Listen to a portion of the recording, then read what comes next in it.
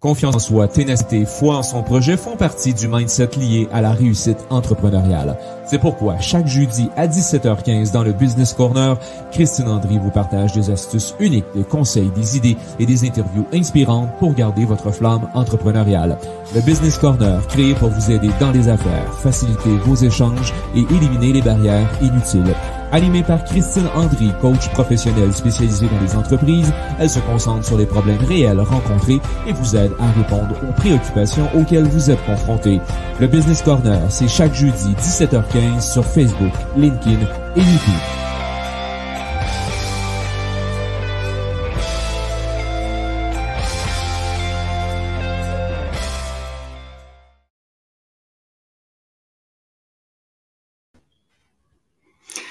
Bonjour à tous. Ma relation avec l'argent. Comment je me situe par rapport à ça lorsque je dois faire un encaissement?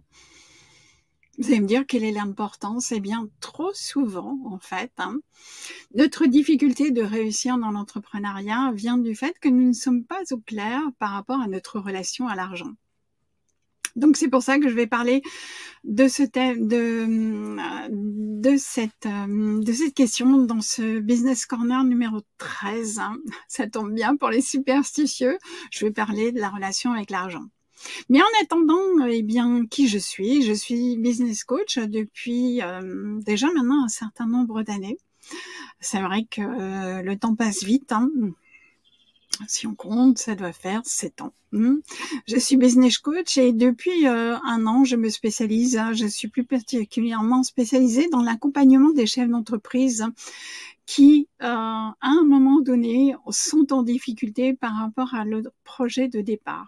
Difficultés qui peuvent être d'ordre divers et variés. Souvent, ça peut être du fait qu'on n'a pas travaillé certaines zones d'ombre avant de démarrer. Et puis, lorsqu'on arrive sur des passages intermédiaires, et bien, ces zones d'ombre vont venir d'autant plus fortes qu'il y a un petit peu de remue-ménage, un petit peu de tangage, un petit peu de mou, un petit peu de tempête. Et donc, il y a un moment où on perd un peu foi, on est un peu en difficulté par rapport à tout ça. Et c'est là que j'interviens pour retravailler avec vous, les chefs d'entreprise, sur ce big why, sur cette raison d'être, sur ce qui a fait votre force jusqu'à présent. Pourquoi vous en êtes arrivé là? On va rebalayer le passé, on va retravailler un petit peu tout ça. Et puis, vous allez repartir tout feu, tout flamme, comme au départ de votre entreprise. Donc là, si aujourd'hui j'ai choisi ce sujet de la relation avec l'argent, eh bien parce que ça fait partie des 5 thèmes que j'évoque dans le défi que je mets en place sur la première semaine de mai pour vous, les chefs d'entreprise. Et donc, c'est un défi que j'ai appelé le défi 5 clics pour 5 déclics. 5 clics, eh bien, parce que je clique, je passe à l'action et j'ai un déclic. J'ai un déclic qui va me permettre, en fait, de continuer à avancer. Pourquoi je l'ai lancé début mai? Ben, tout simplement parce que là, on a déjà un premier trimestre qui est passé. On entame le 2e trimestre. On n'est pas loin d'arriver vers les périodes estivales et donc, eh bien, c'est vous permettre justement dans ces périodes, surtout le mois de mai qui est un mois qui a beaucoup de ponts, il y a beaucoup de, voilà, c'est parfois un peu plus compliqué pour nous les chefs d'entreprise de jongler entre tout ça. Eh bien, c'est vous remettre en action, c'est vous reposer les bonnes questions et donc, 5 clics, le premier étant la motivation, le deuxième, le mindset. Le 3e, eh bien, donc, non, le 2e, c'est les émotions. Le 3e, le mindset. Le 4e, ma relation avec l'argent. Et viendra en tout dernier le big why, le pourquoi je fais ça. Donc, c'est ce que nous verrons dans le Business Corner numéro 14. Mais en attendant, je vous invite à revoir, si vous les avez pas encore vues, ces émissions où j'aborde déjà un petit peu ces thèmes-là, qui sont la motivation, les émotions. Et le mindset, donc qui sont respectivement 11, 12, je ne sais plus. Bon, bref, c'est pas grave, mais n'hésitez pas à revisiter tout cela. Ma relation avec l'argent, eh bien, Déjà, la première question que j'ai envie de vous poser, comment vous vous sentez lorsque vous établissez un devis? Est-ce que pour vous, c'est quelque chose de facile ou de compliqué? Déjà. La deuxième chose, sur quoi établissez-vous votre devis?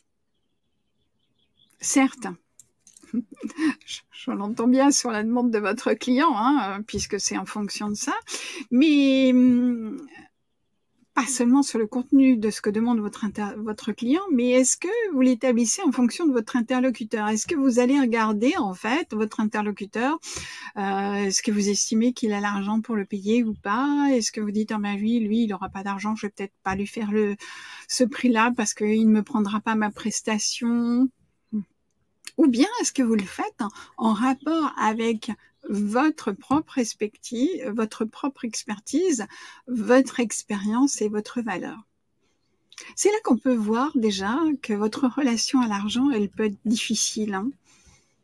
Combien n'ai-je pas vu de personnes qui, en fait, avaient une réelle difficulté lorsqu'on leur posait la question quel prix facturez-vous vos séances, hein, et qui sont dans un oui, enfin, ça dépend de la demande.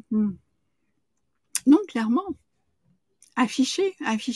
Soyez affirmés par rapport à ça. Si vous commencez à être dans l'hésitation en fonction de la demande, ça ne va pas. Vous pouvez, si effectivement, en fonction de la demande, répondre sur une fourchette. Ben, je suis entre tel chiffre et tel chiffre en fonction de la prestation que vous demandez. Vous pouvez donner la fourchette basse et la fourchette hausse.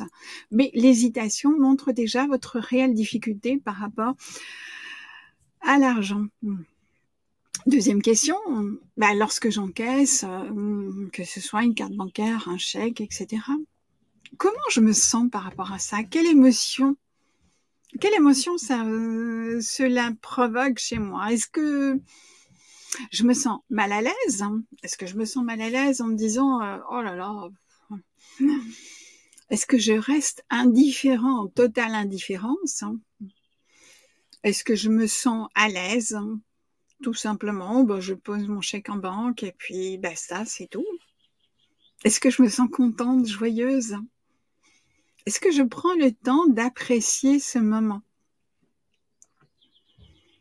Et non pas le vivre comme une simple formalité, parce que dans les deux cas, soit si je suis mal à l'aise ou si je le vis comme une simple formalité, ça veut peut-être dire aussi que ma relation avec l'argent, elle n'est peut-être pas ce qu'elle devrait être. J'ai une valeur en fait. Lorsque vous vendez votre prestation, que ce soit un produit ou une prestation de conseil ou de formation en fait, vous avez tous une valeur, vous avez une expérience, une expertise. Pour cela, vous avez été chercher du contenu, vous avez payé des formations, vous vous êtes formé, vous êtes devenu la personne que vous êtes et vous avez quelque chose à transmettre en fonction de toutes les informations, de toutes les formations, de tout ce que vous avez fait comme travail avant. Tout cela, ça a une valeur. Et cette valeur, elle doit être mise sur le marché parce que elle va servir votre client. Clairement, il a besoin de cette valeur. Donc, vous dénigrer par rapport à ça démontre en fait que votre relation avec l'argent n'est peut-être pas ce qu'elle devait être. Rien ne vous empêche d'appliquer en fonction de la négociation commerciale, comment elle se passe, à un moment, un pourcentage de réduction. Mais ça doit être au clair avec vous avant. C'est pas je me dénigre, c'est voilà, on est dans le cadre d'une négociation commerciale, ce qui n'est pas du tout la même chose. Donc pourquoi est-ce que j'ai cette relation avec l'argent? Déjà, comment vous vous situez sur une échelle de 0 à 10? Est-ce que vous êtes plutôt 2, 3, à l'aise, confortable par rapport à ça, mais sans plus, 5, 6, bon, vous vous sentez déjà un peu plus sûr de vous, mais vous avez conscience que c'est pas encore le top du top, ou bien, 8, 9, parce que là, clairement, vous avez fait ce travail sur vous, entre les besoins de vos clients, votre valeur à vous et le prix que vous pouvez appliquer.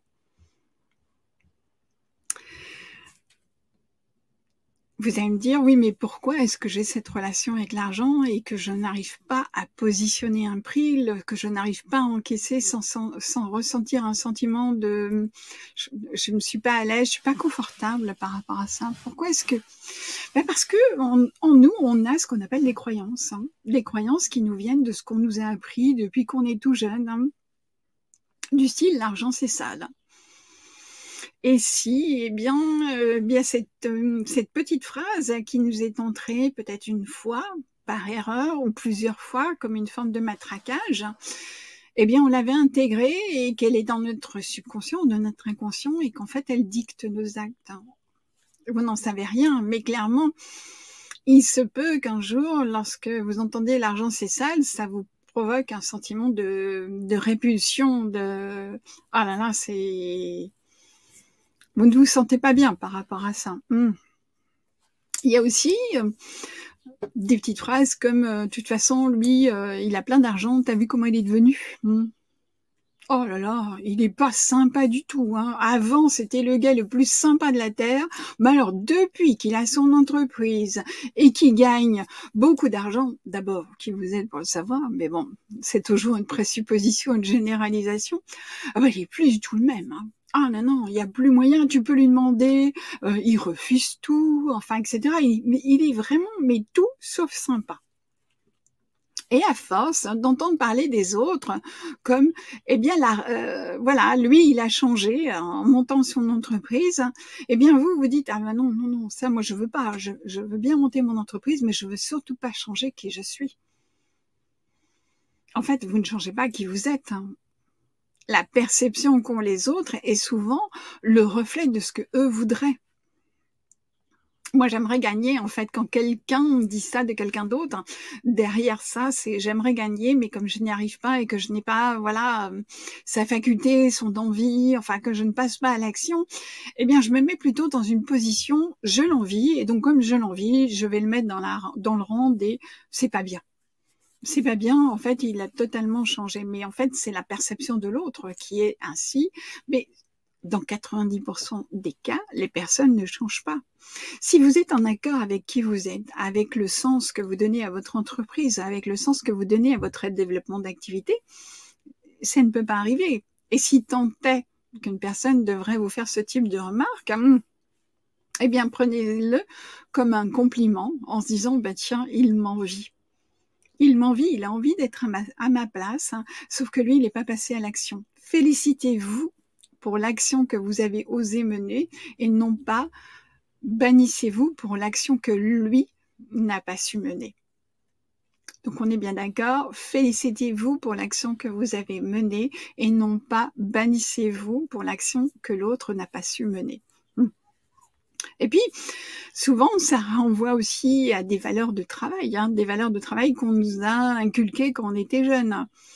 Pour gagner sa vie, il faut travailler dur. Dur, c'est quoi déjà cette notion de dureté dur dans quel sens? Est-ce que ça veut dire qu'il faut prendre la pioche, le marteau et puis être un maçon, etc. Ou bien, je ne sais pas, ça veut dire quoi? Ça veut tout dire et en fait, ça ne veut rien dire. Non, c'est pas qu'il faut travailler dur, c'est qu'il faut s'investir. Il faut s'investir. Et si vous vous investissez par rapport à votre projet, par rapport à votre entreprise, par rapport à votre activité, vous allez récolter les fruits de votre investissement, tout simplement. Que vous soyez avec un marteau ou un burin ou en train de vendre une prestation, c'est toujours l'investissement, en fait, qui va être le rapport qui va vous donner, en fait, ceci. Donc, si je ne m'investis pas, effectivement, ça risque d'être compliqué de demander de l'argent pour ma prestation. Mais si je m'investis, il est où le problème? Et c'est souvent, voilà, ce qu'on reproche aux chefs d'entreprise. Je me souviens d'une personne qui nous disait, lorsque je me suis lancée, tout le monde m'a traité de « mais c'est n'importe quoi, pourquoi tu fais ça? Tu avais un travail stable, tu étais salarié, mais quelle idée, etc. » Donc vous voyez, on avait déjà cette première notion d'envie. Toi, tu passes à l'action, mais Moi, je le fais pas, donc je vais surtout te renvoyer des messages qui sont subliminaux. Et puis, maintenant qu'elle a réussi, malgré tous les messages très sympathiques qu'ils lui ont envoyés, tu vas jamais réussir, c'est pas fait pour toi, tu n'as pas la stature, etc. Et maintenant qu'elle a réussi, tout le monde l'envie pour sa réussite. Mais en fait, elle n'est que ce qu'elle est. Elle a écouté son propre besoin. Elle a analysé la situation, elle a vu qu'elle avait une expertise, elle a vu qu'elle avait envie de travailler cette expertise et qu'elle avait envie de transmettre aux autres. Elle s'est lancée, elle a pris un risque, elle est toujours en accord avec elle-même, aussi bien au démarrage que maintenant qu'elle a réussi. Donc, ma relation avec l'argent, posez-vous la question, vous en êtes où par rapport à l'argent ? Vous en êtes où par rapport à ceci? Revisitez, regardez où est-ce que vous en êtes sur l'échelle de 1 à 10. Voilà ce que j'avais envie de vous partager comme item, comme sujet pour ce soir, pour cette émission. Je vous remercie pour votre écoute. Si vous avez aimé, likez, partagez, commentez. N'hésitez surtout pas. Partagez aux personnes à qui vous pensez que ça pourrait être intéressant, utile d'en savoir un peu plus. Je vous rappelle le défi 5 clics pour 5 déclics qui aura lieu la première semaine de mai. Et puis, en attendant, abonnez-vous à mon groupe sur Facebook ou sur LinkedIn, un groupe d'entrepreneurs Business Corner Club, pour vous permettre de partager, échanger, chercher des réponses à vos questions. Et abonnez-vous à ma chaîne YouTube si vous m'écoutez à partir de YouTube pour recevoir les notifications et être prévenu chaque fois que je mettrai une vidéo en ligne. En attendant, je vous souhaite une belle fin de journée, une belle fin de jeudi et une belle fin de semaine. Et je vous dis à la semaine prochaine, à jeudi prochain. Merci à vous.